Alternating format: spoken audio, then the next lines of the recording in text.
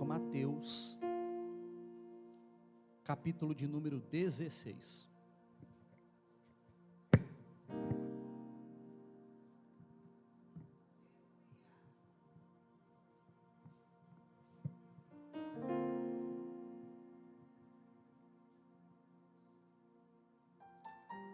Enquanto os irmãos acham o texto, eu quero dizer da minha alegria, externar ao Senhor a minha gratidão pela oportunidade, o privilégio, mais uma vez poder estar nessa casa, para junto dos irmãos a gente poder adorar, bendizer e exaltar o nosso Senhor, Salvador Jesus Cristo. Agradecendo a Deus, eu quero glorificar a Deus pela vida do bispo Adevaldo, servo de Deus, meu amigo. Eu estava reparando o filho do Senhor aqui, dando uma saudação, e eu me lembrei que quando eu lhe conheci, ele era desse tamanhozinho. Já está um homem, rapaz. Glória a Deus, como o tempo passa. Muito obrigado, viu, bispo? Deus abençoe o senhor, sua esposa, manda a paz para ela. E eu percebi também que alguns irmãos que estão aqui, o caso da pastora Roberta, por exemplo, eu conheci quando eu conheci o Senhor. São pessoas que têm sido leais ao Senhor e ao ministério que Deus tem confiado ao Senhor. Isso é motivo de honra. Jéssica também, né, Jéssica? Glória a Deus. Tem outros aí que eu me recordo da fisionomia. Que Deus possa continuar abençoando vocês, dando crescimento, prosperando e concedendo o desejo do vosso coração. Que vocês cresçam como igreja, com a autoridade espiritual, que vocês desenvolvam talentos e que nesse lugar continue reinando a presença do eterno Deus. Deus abençoe pastora Roberta, muito obrigado. Obrigado por essa camiseta linda que foi me dado aqui. Quando o pregador ama mimo, viu, irmãos? Aprende aí. Então não precisa ser nada muito chique, mas o fato de dar uma camiseta ou preparar para quem vem pregar, a gente se sente tão valorizado e importante. Muito obrigado. Vocês estão muito bonitos, de muito bom gosto. Essa minha aqui, por exemplo, é marsala. É essa cor? Está em alta, viu? Eu entendo das coisas, irmãos. Deus os abençoe. Em nome de Jesus, muito obrigado. Meus irmãos, a minha esposa não me acompanha. Muitas vezes que eu venho aqui, a minha esposa não está comigo. Vida de pregador não é fácil, é corrido. E a minha esposa trabalha no departamento infantil da nossa igreja. Minha esposa é diaconisa, então tem as atividades dela lá na nossa igreja. E hoje em específico, é a confraternização do corpo diaconal. Juntou um rebanho de irmãs, foram para uma chácara lá em Itupeva e não chegaram ainda. Então lá elas estão comendo Bíblia, orando, fazendo jejum para aprender como é que cuida do marido. Viu? Brincadeira, irmãos, é para aprender como é que serve ao Senhor, como é que serve no corpo diaconal. Por isso que a minha esposa não está aqui. Nós temos um bebezinho de 2 anos e 5 meses agora, os irmãos sabem. E o Mateus é pentecostal. Falaram, coloca nome bíblico que é bênção. E é mesmo, viu, irmãos? O Mateus não para. Glória a Deus por isso. Então ela se divide lá cuidando do Mateus, atendendo a igreja. E a gente está aí os finais de semana fazendo aquilo que a gente gosta de fazer, que é levando a palavra do Senhor. Deus os abençoe. Mateus, capítulo de número 16. Eu quero ler com os irmãos a partir do versículo de número 13, que está escrito assim: E chegando Jesus às partes de Cesareia de Filipe, interrogou os seus discípulos dizendo: Quem dizem os homens ser o Filho do Homem? E eles disseram: uns João Batista, outros Elias, e outros Jeremias ou um dos profetas. Disse-lhes ele: E vós, quem dizeis que eu sou? E Simão Pedro, respondendo, disse: Tu és o Cristo, o Filho do Deus vivo. E Jesus respondendo disse-lhe: Bem-aventurado és tu, Simão Barjonas, porque não foi carne e sangue quem te revelou, mas meu Pai que está nos céus. Pois também eu te digo que tu és Pedro, e sobre esta pedra edificarei a minha igreja, e as portas do inferno não prevalecerão contra ela. Amém? Podeis tomar assento no nome de Jesus. Glória a Deus. Bendito seja o Senhor. Meus irmãos, eu vou ser breve. Eu quero pedir a sua atenção, por favor. O texto que lemos e os versículos que compõem toda essa narrativa bíblica mostra-nos que quanto mais o ministério terreno de Jesus crescia, quanto mais a sua popularidade afluía, proporcionalmente também aumentava o volume ou crescia a quantidade dos opositores, daqueles que o reprovavam e planejavam matá-lo. Se por um lado a multidão seguia aos passos de Jesus, por outro lado, existia também um grande número de pessoas que o reprovavam, o rejeitavam e, consequentemente, tentava impedi-lo de alcançar ou de lograr êxito com o seu ministério.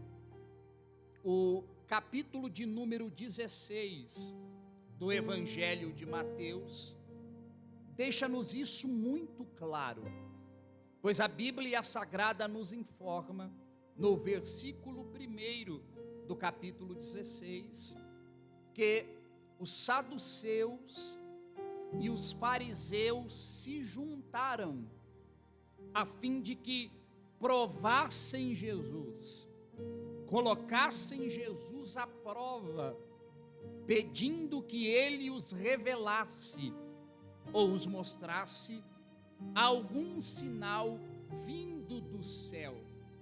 Esse texto é minimamente curioso, porque saduceu e fariseu eram dois grupos religiosos distintos. Para que os irmãos tenham uma ideia, os saduceus eram incrédulos, não acreditavam, por exemplo, na manifestação de anjos, não criam na ressurreição dos mortos, eles também não tinham crença na lei oral, eles não acreditavam em tudo que estava inserido na lei escrita de Moisés. Já os fariseus eram um segundo grupo religioso, totalmente diferente dos saduceus. Estes, por sua vez, acreditavam sim em manifestação de anjo. Eles criam na ressurreição dos mortos e eles também acreditavam na lei oral, na lei escrita de Moisés. A verdade, eles colocavam tanto a lei oral, a lei falada, quanto a lei escrita, ambas no mesmo patamar. Perceba que saduceu crê de uma forma, fariseu crê de outra forma. Frequentemente via-se disputas, brigas entre saduceu e entre fariseu nos assuntos relacionados à lei. O único momento em que esses dois grupos rivais, inimigos, se juntavam, deixavam as diferenças de lado, era quando o assunto era para perseguir o nosso Senhor e Salvador Jesus. Isso não parece um motivo triste, aliás, é um motivo glorioso, porque ao redor do nome de Jesus, o nome de Jesus é tão tremendo, mas tão tremendo, que até os inimigos, até os rivais, tornam-se amigos diante desse nome. Esses dois grupos se juntam até Jesus e o tentam, pedindo que ele os mostrasse algum sinal no céu. Possivelmente, eles queriam que Jesus fizesse um sinal semelhante ao sinal do profeta Elias, que orando a Deus, Deus mandou fogo do céu, consumiu o altar. Ou talvez eles queriam que Jesus operasse um sinal semelhante ao de Josué, que orando parou o sol, parou a lua, para que o povo vencesse a batalha. Todavia, Jesus Cristo não vai dar sinal para eles. Mal sabem eles que diante dele estava alguém que é maior do que qualquer sinal. Diante deles estava alguém que é superior a qualquer milagre ou prodígio. No versículo de número 4, Jesus Cristo disse para eles: uma geração má e perversa pede-me um sinal, mas eu vos digo que nenhum sinal vos será dado, senão o sinal do profeta Jonas. Jesus está se referindo ao profeta Jonas, que passou 3 dias e 3 noites no ventre de um grande peixe. Jesus estava dizendo: vocês querem um sinal do céu? Dentro de alguns dias, vocês terão o sinal de que vocês precisam. Assim como Jonas ficou 3 dias e 3 noites no ventre de um grande peixe, assim o Filho do Homem ficará 3 dias e 3 noites no ventre da terra. Jesus estava dizendo: o sinal de que vocês precisam será a minha morte e a minha ressurreição, porque o maior sinal que nós podemos ter já foi nos dado há mais de 2000 anos atrás. O sepulcro vazio é o maior sinal que a humanidade tem. A cruz manchada de sangue é o maior e mais precioso sinal que a gente pode ter. Até porque sinais nada mais são do que placas indicativos de algo maior. Eu vou tentar explicar aqui para vocês.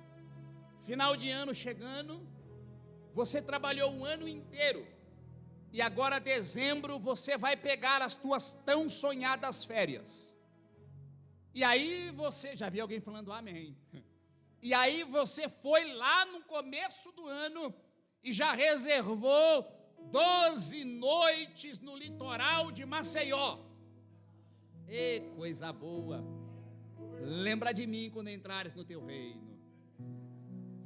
Aí chegou o grandioso dia, você encheu o seu carro, pai, mãe, sogro, sogra, papagaio, periquito, cachorro, tá todo mundo.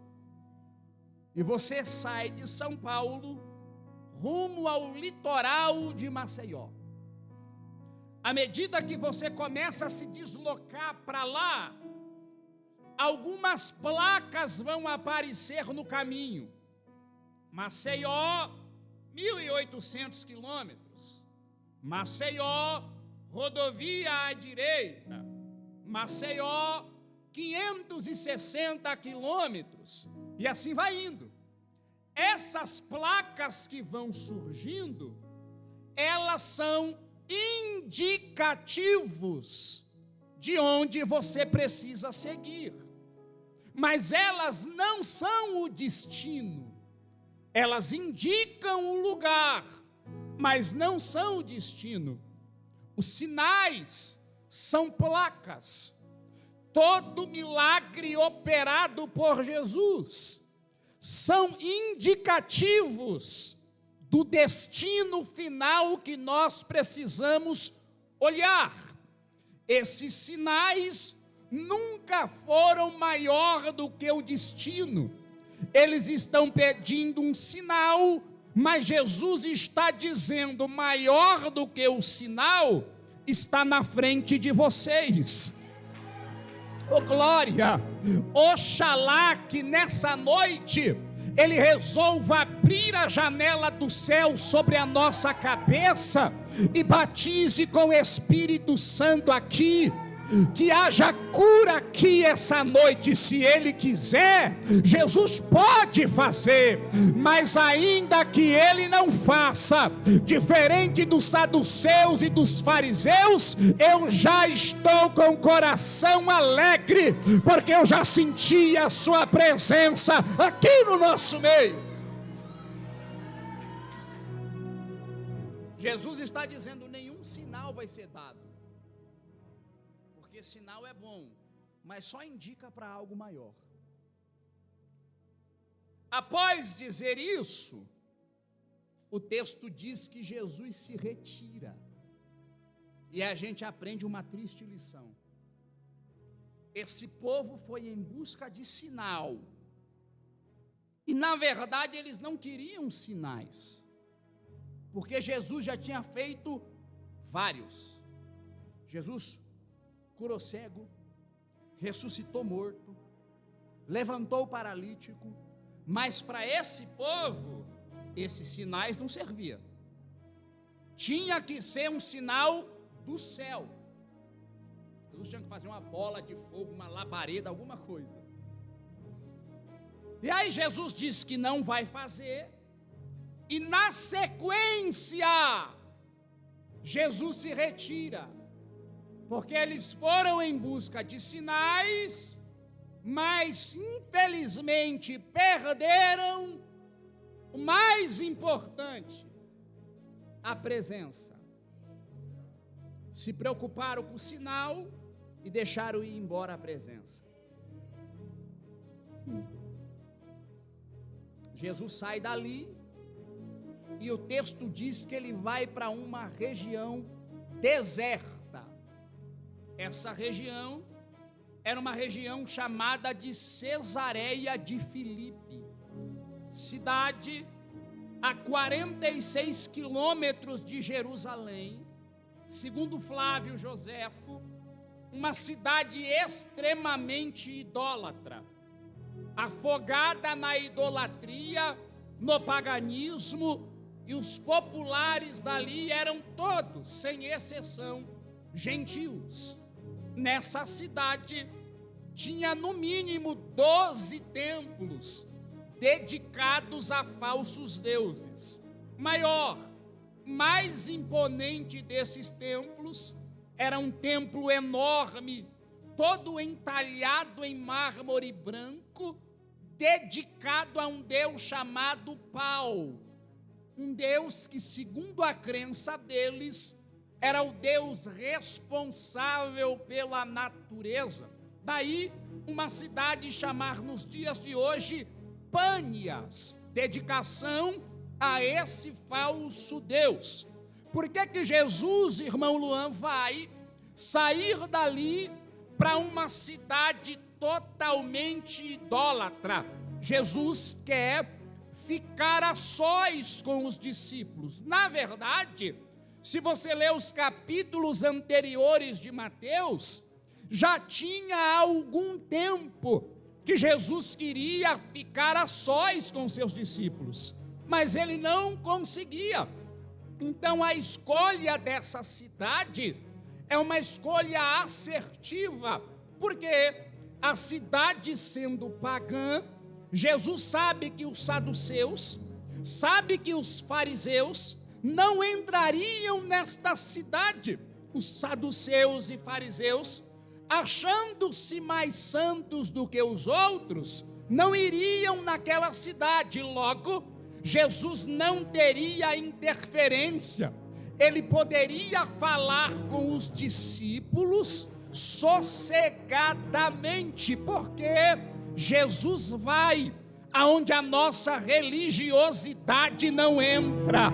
Jesus entra aonde há muita santidade de alguém não entra. Jesus vai onde nós não conseguimos ir. Por que Jesus quer discrição com os discípulos, pregador? Porque nesse lugar Jesus Cristo vai falar pela primeira vez em toda a Bíblia a expressão minha igreja. Nós temos textos no Antigo Testamento que dá a ideia, apontam para a igreja, mas a expressão literal minha igreja, Jesus vai falar aqui.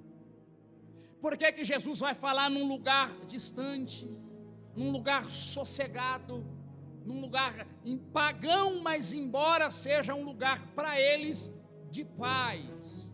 Porque Jesus quer que os discípulos aprendam, igreja é um lugar de paz. Igreja não é um lugar de disputa. Igreja não é um lugar de guerra. Na igreja reina a paz. Na igreja reina o princípio do reino. E quem frequenta a igreja tem que ser um promovedor dessa paz. Se você frequenta a igreja e não promove a paz, você precisa rever os seus conceitos. Porque a igreja é um local de paz e quem a frequenta dissemina a paz por onde anda. Nesse lugar, tranquilo, sossegado, Jesus vai olhar para os seus discípulos e vai fazer uma pergunta crucial para eles. Que pergunta é essa, pregador? Jesus olha para os seus discípulos e diz: quem dizem os homens ser o Filho do Homem? Por que eu digo que essa pergunta é crucial? Porque se não todos, a maioria dos que estão aqui, em sua vida já fizeram essa pergunta: quem sou eu? Essa pergunta que Jesus está fazendo: quem os homens dizem ser o Filho do Homem? Eu acho que vocês, jovens, já devem ter passado por algum processo seletivo. E lá no processo seletivo, provavelmente, te deram alguns formulários para você preencher com as suas documentações e uma folha em branco. E a recrutadora disse assim: olha, quando você acabar de preencher, faça uma redação de algumas poucas linhas, cujo tema é quem eu sou.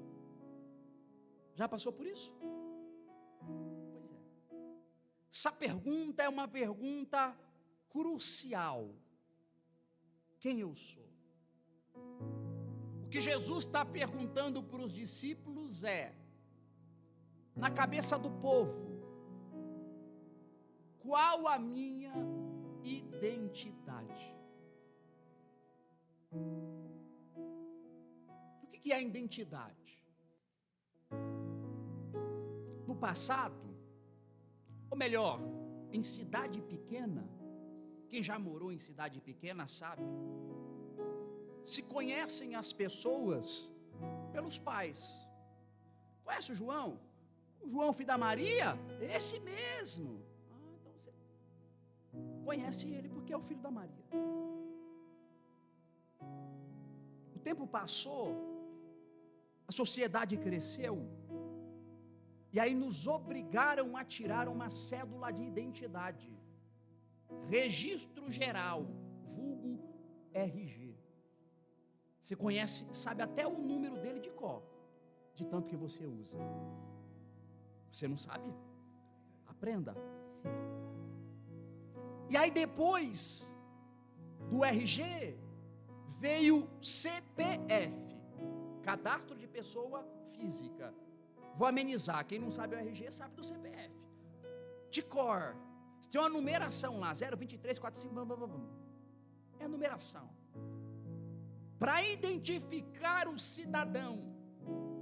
O tempo passou, criaram uma nova identidade, a famosa biometria. Com o scanner da nossa digital, sabem quem é a pessoa. Os que trabalham, chegam no trabalho e põem o dedo lá no scanner. E a prova de que você esteve lá é que a sua digital está inserida ali. Para os mais chiques, Face ID. Pregador, que língua estranha é essa? Desbloqueio o meu aparelho, apontando ele para o meu rosto. É o reconhecimento facial. O sistema reconhece os traços do meu rosto, as minhas feições, identifica que sou eu. Para celular, para banco, para entrada na portaria do prédio, é só cadastrar a face. Isso são formas de identificação, formas de identidade. Mas o que de fato é identidade, pregador? O dicionário Aurélio diz que identidade é o conjunto de características que tornam um indivíduo único no mundo. Em termos gerais, características, em termos geral, identidade é conjunto de características que tornam um indivíduo único e dá para esse indivíduo sensação de pertencimento, seu lugar no mundo. Isso é identidade. Jesus olhou para os discípulos e perguntou, na cabeça dos seus amigos, quando acaba o culto, que vocês vão trabalhar, que vocês vão para a faculdade, o que eles falam ao meu respeito? Qual é a identidade que eles têm de mim? E o texto diz que de bate-pronto, rapidinho, os discípulos responderam, uns dizem que tu és João Batista, outros dizem que tu és Elias, outros falam que tu és Jeremias, e tem outros que falam que tu és algum dos profetas. Você acha que o que os discípulos ouviram de Jesus foi só isso? Perceba que eles só falaram coisas boas.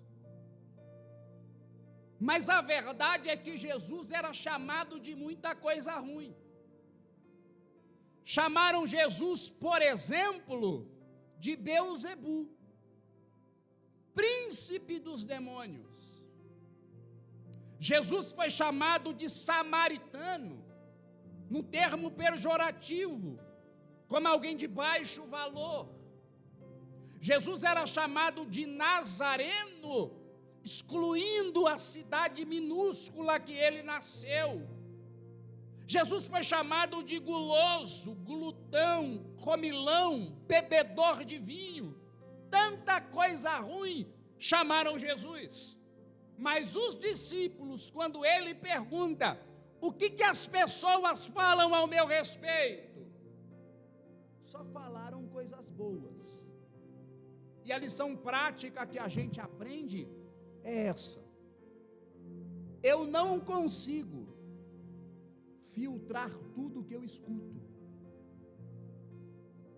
Mas é possível trabalhar a minha boca para não reproduzir o que não glorifica o Senhor. Não dá para deixar de ouvir algumas coisas. Infelizmente nós ouvimos, mas eu posso não reproduzir algumas coisas que eu escuto.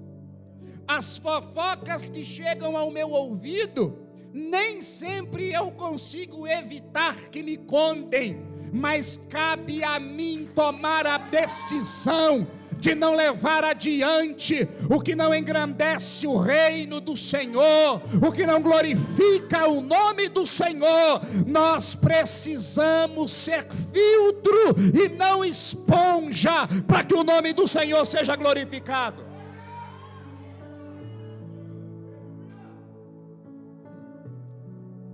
Segunda coisa que eu aprendo daqui é que os discípulos responderam a pergunta de Jesus e todas elas foram coisas boas. João Batista, profeta. Jeremias, profeta. Elias, profeta. Coisa ruim, pregador? Não. Mas qual o problema disso? É que era meia verdade. E qual é o problema da meia verdade? É que meia verdade não é verdade. Eles estão dizendo que Jesus é João Batista. João Batista era um profeta conhecido pela veemência da pregação. E aí, quem estava ali na região do palácio de Herodes, que mandou decapitar o João Batista, acreditava que um dia João Batista poderia voltar para cobrar esse problema. Quem vivia na região das catedrais, mais dado aos estudos, cria que Jesus, na verdade, era Elias, porque Malaquias profetizou que antes do terrível dia do Senhor, viria o profeta Elias. Tanto é que até hoje, os judeus deixam uma cadeira lá, vazia na sinagoga, esperando o profeta Elias voltar. E quem estava na região do Monte Nebo, acreditava que Jesus talvez fosse a encarnação de Jeremias, o profeta das visões, profeta das predições.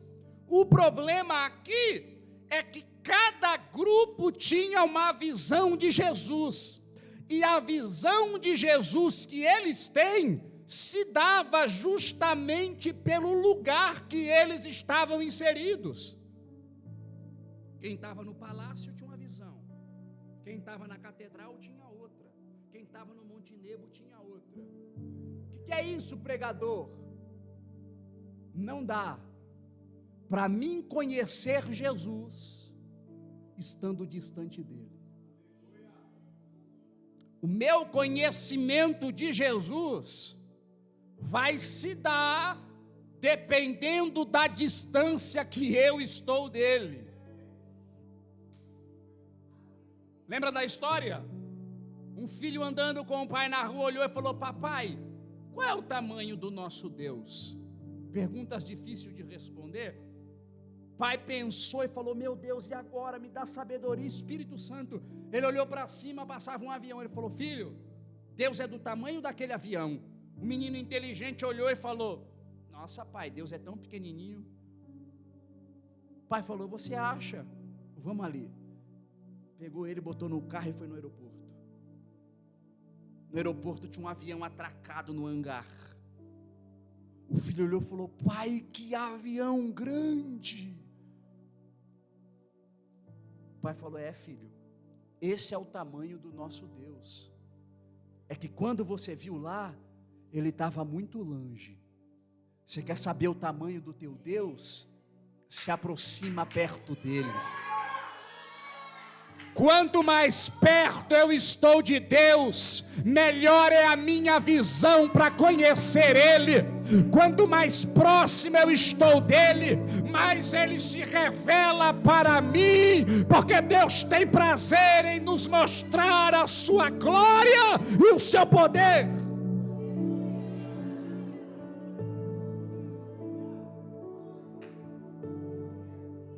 Terceira verdade que eu vejo aqui. A pergunta de Jesus para os discípulos foi: quem dizem os homens ser o Filho do Homem? Todas as respostas, embora meia verdade, nenhuma delas respondeu o que Jesus de fato perguntou. Perceba, Jesus perguntou quem, não o que. Jesus perguntou quem os homens dizem ser. E a resposta deles veio no campo do fazer. João Batista, Elias, Jeremias ou um profeta. Por quê? Porque infelizmente as pessoas têm a falsa ideia de conhecer alguém pelo que faz, não pelo que é. E entre ser e fazer tem um abismo gigante, porque eu posso fazer sem ser. Oh, glória! Então eles olham para Jesus e dizem: ele prega, é profeta; ele revela, é profeta; ele prediz, é profeta. Mas Jesus não estava perguntando o que ele faz, Jesus queria saber o que ele era.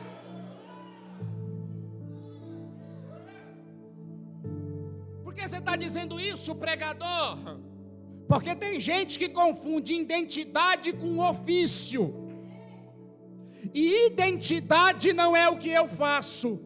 Identidade não é o que você faz. Identidade é a essência que nós carregamos. Oh, meu Deus do céu! Você lembra de um homem do exército assírio chamado Naamã? Naamã era o chefe do exército sírio. A Bíblia diz que ele era ovacionado. As pessoas se prostravam para adorá-lo. Mas quando Naamã chegava em casa, ovacionado publicamente, destruído no secreto. E a pergunta que fica é: por baixo da nossa roupa bonita da festa, quem se esconde debaixo dela? O pregador não vê, o pastor não sabe, mas o céu olha de cima e enxerga onde nós não conseguimos enxergar.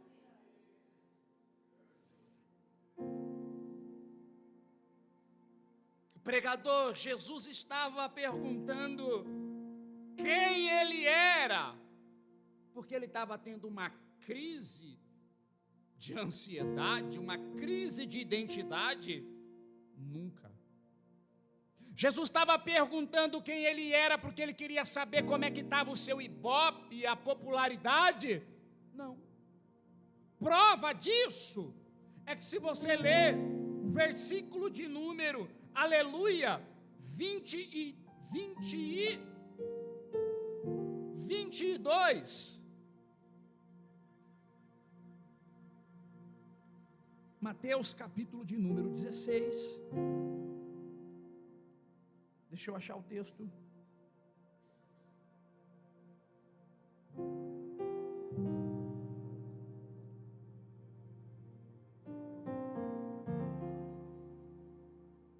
Versículo 20. Então mandou aos seus discípulos que a ninguém dissesse que ele era o Cristo. Mateus 16 e 20. Jesus, ele não tem pretensão de saber como é que está a sua popularidade. Porque se ele tivesse essa pretensão, jamais ele falaria para os discípulos: não conta nada para ninguém não. Jesus não está interessado em saber o que as pessoas andam falando dele. Ele está preparando o terreno para fazer a pergunta mais importante para os discípulos. Que pergunta é essa, pregador? E vós? Quem dizes que eu sou?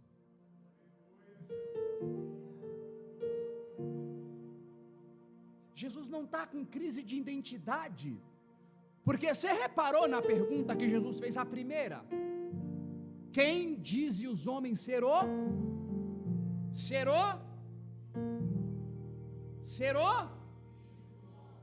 Percebe que na pergunta ele já afirma quem ele é?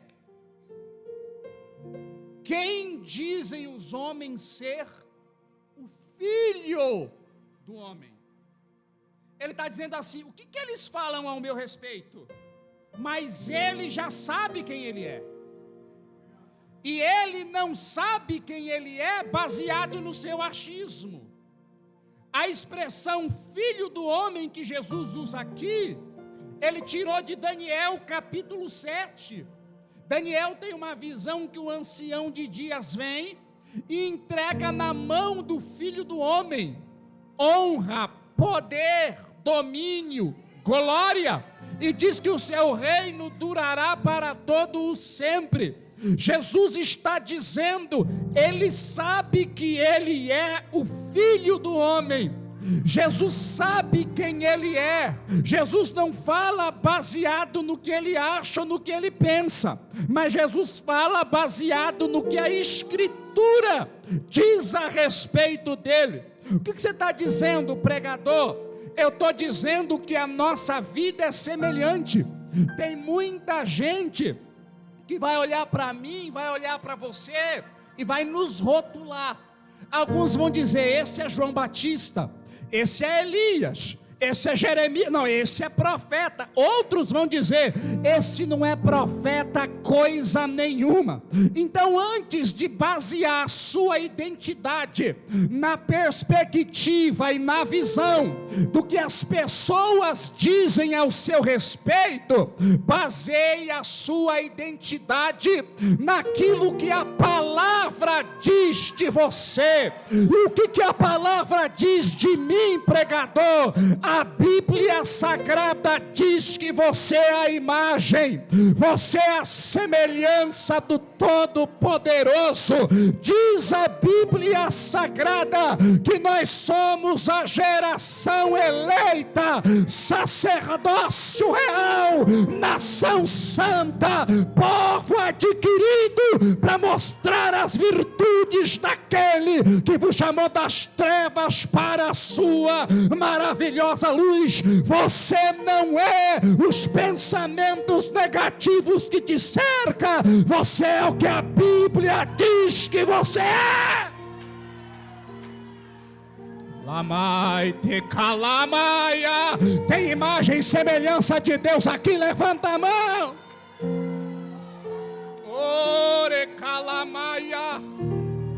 Pregador, porque eu sou isso? Porque a Bíblia diz que você é.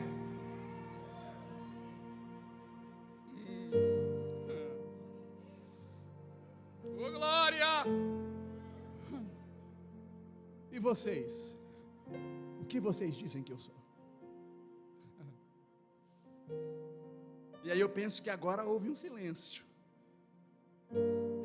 A primeira pergunta eles responderam na hora, porque falar em nome dos outros é fácil. O que eles dizem a meu respeito? Ah, simples. E você? Você que anda comigo? Você que me adora? Você que vem na minha casa? Quem eu sou? Para você.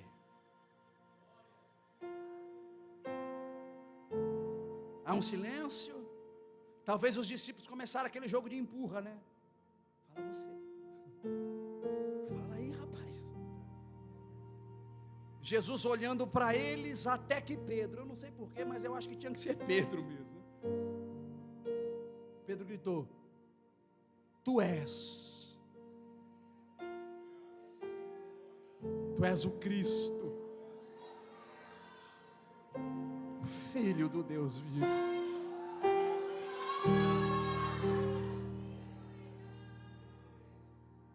Oh, aleluia. Essa expressão de Pedro salvou toda a nossa existência. Porque Pedro foi: Tu és o Cristo, e não parou. Filho do Deus vivo. Jesus ficou tão alegre que falou: Bem-aventurado és tu, Simão Barjonas. Sou bem-aventurado por quê, Senhor? Porque eu sei do que eles não sabem? Porque eu vi o que eles não viram?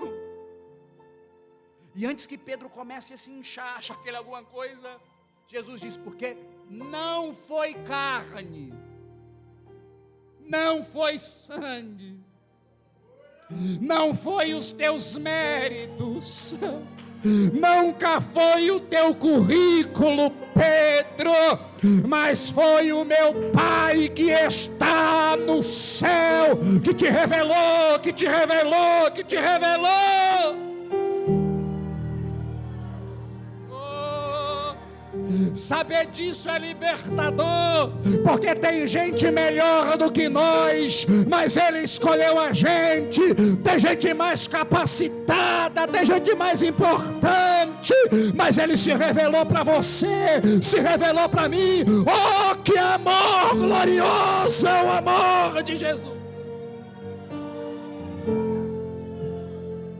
Amada, calamada, estou sentindo graça.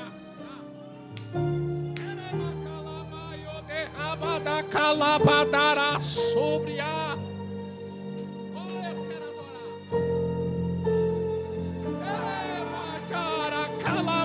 Eu estou sentindo graça de Deus nessa casa. Eu vou adorar do meu jeito aqui hoje.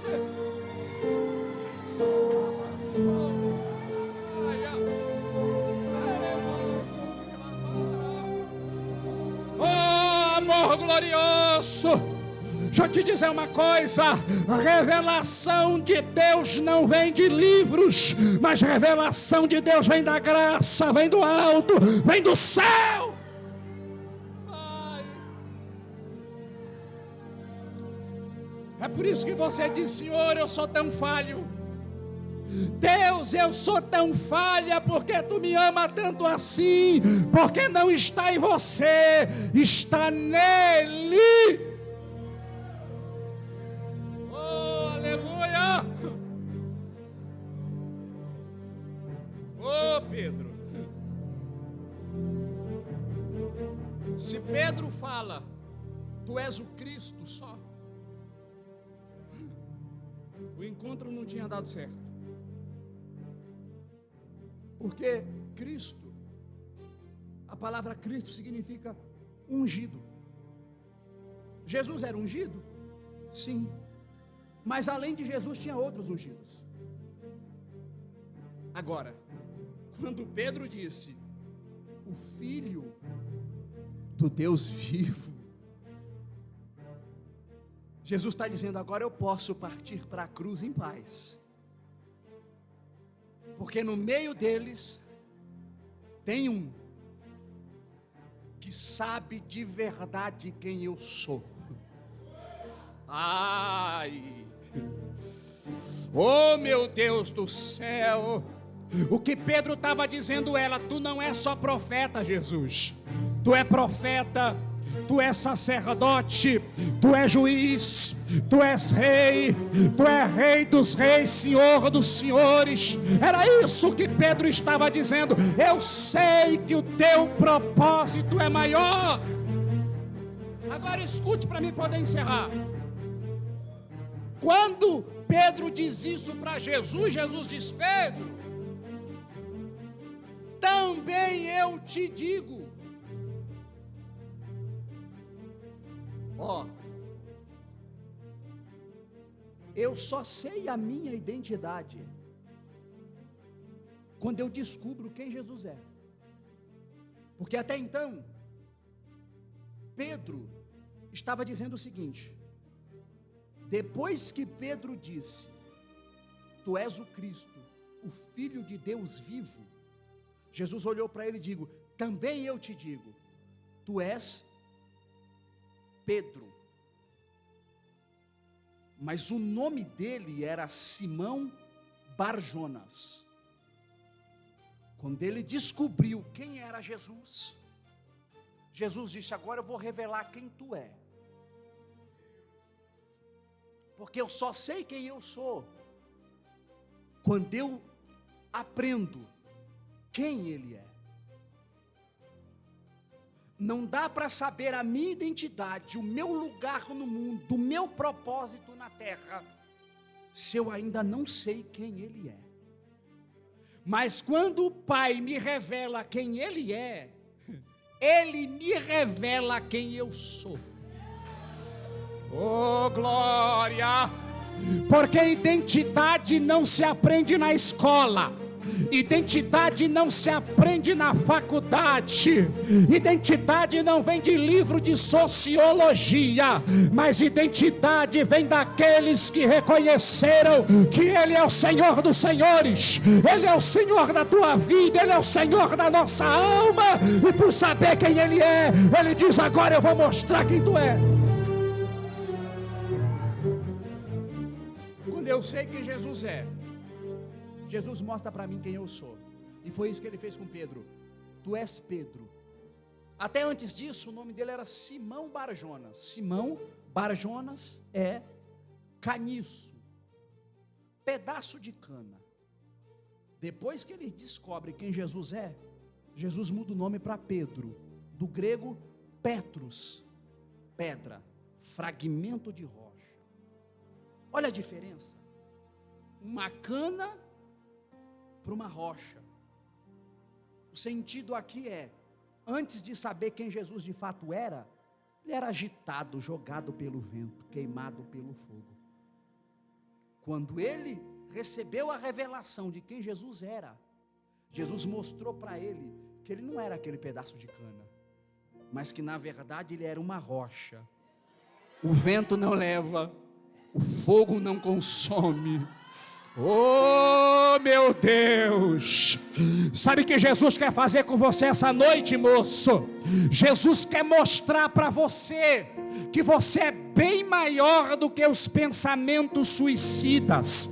Jesus quer mostrar para você que você é bem maior do que esse sentimento de quando você se olha no espelho e diz que não sou nada, não sou ninguém, não presto para nada. Jesus está dizendo: olha, aprenda a enxergar quem eu sou, que eu vou mostrar que você é maior do que isso. Eu vou mostrar que você pode mais.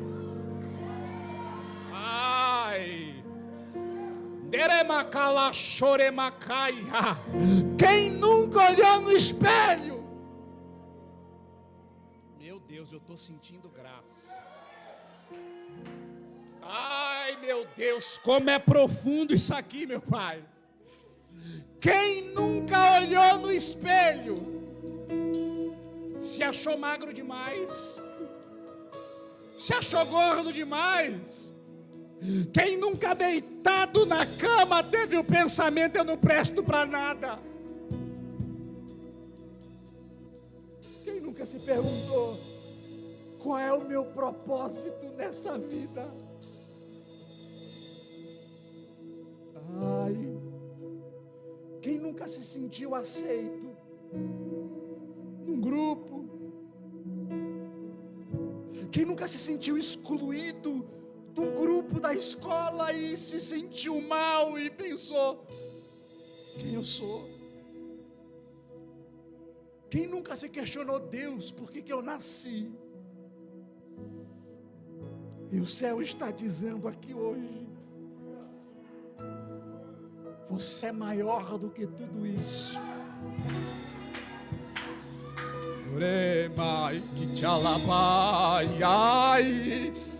Eu estou pregando para moço e moça aqui que já passou, embora pouca idade, já passou por traumas profundos nessa vida, mas o céu te trouxe para dizer: eu quero revelar quem eu sou para você, eu vou te revelar.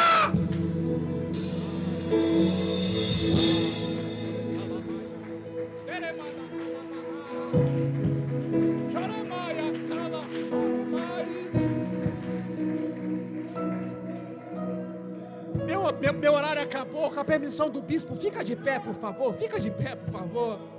Eu preciso de alguém para cantar aqui agora. Rapidinho, rapidinho, rapidinho.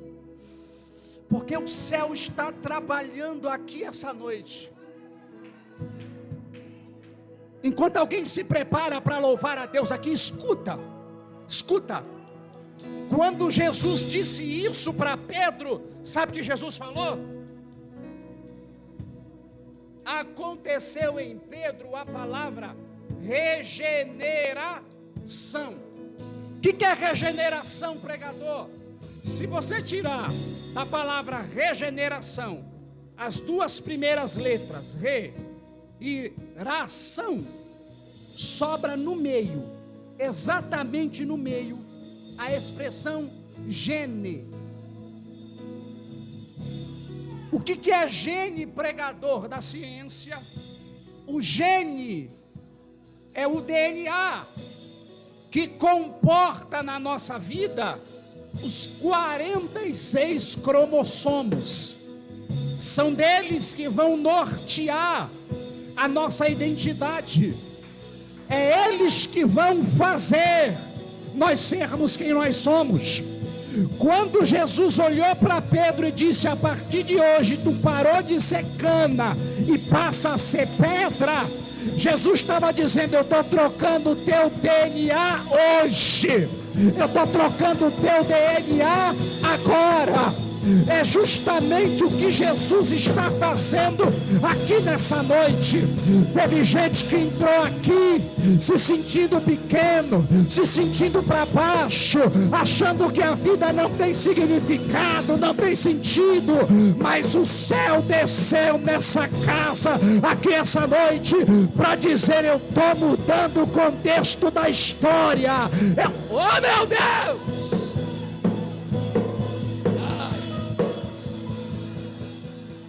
E aí, obreiro, sabe o que Jesus fez? Jesus olhou para Pedro e falou: Pedro, eu estou te dando as chaves dos céus, porque a partir de hoje, Pedro, o que tu ligar na terra vai ser ligado lá em cima. O que tu desligar aqui, eu desligo lá. Oh meu Deus, sabe por quê? Porque um Pedro que achava que era cana, que se sentia nada, Jesus mostrou a identidade verdadeira dele. Oh meu Deus do céu, Jesus quer te dar autoridade, Jesus quer te dar poder, Jesus quer te dar estrutura.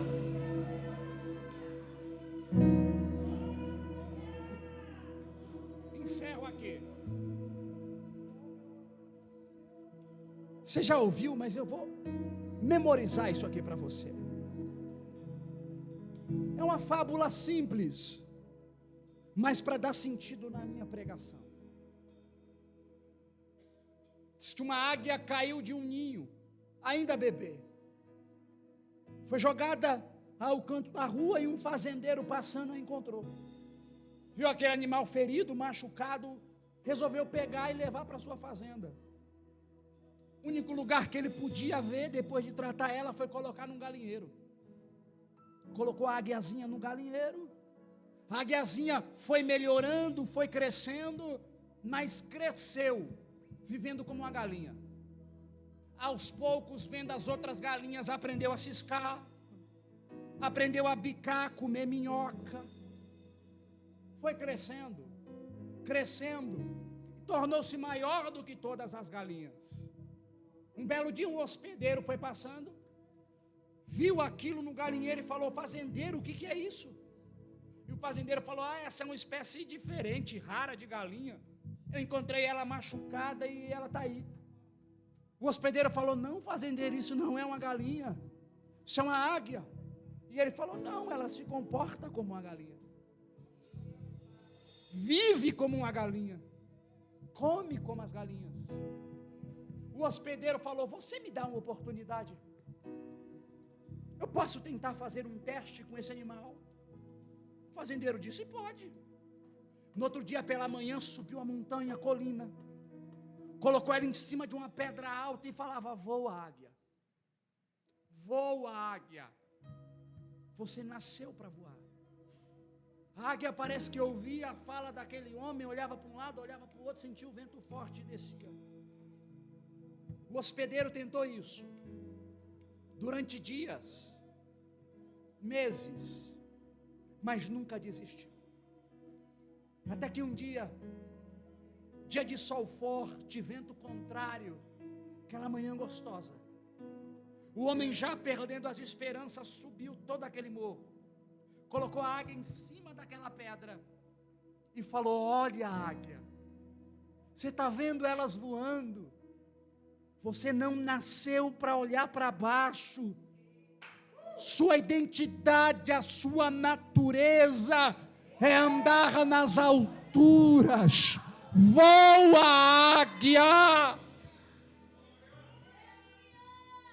Parece que a águia percebeu, as asas começaram a abrir, o vento bateu debaixo daquelas asas, uma espécie de milagre. Aquela águia alçou voo e nunca mais voltou para esse galinheiro. Por que você está finalizando assim, pregador?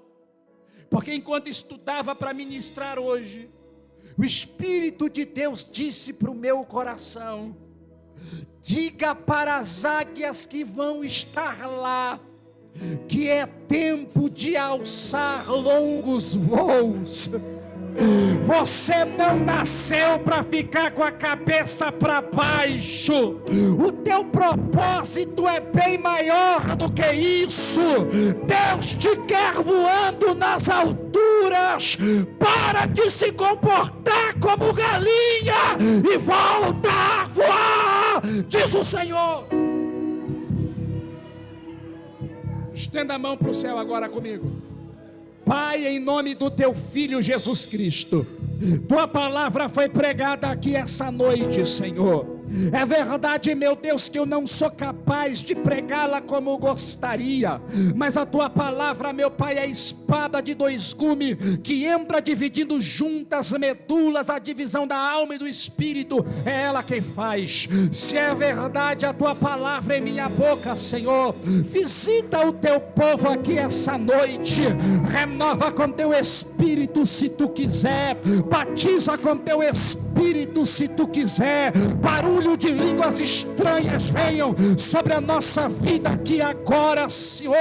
Renovo, graça, poder, virtude, desperta, meu Pai, o teu povo, revelando a verdadeira identidade do céu, para a glória do teu santo, eterno, poderoso nome. É isso que eu te peço, no nome de Jesus, no nome de Jesus, em nome de Jesus, Senhor. Adore o nome do Senhor. Poderoso Deus,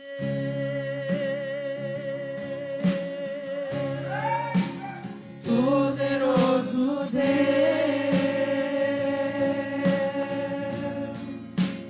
poderoso Deus.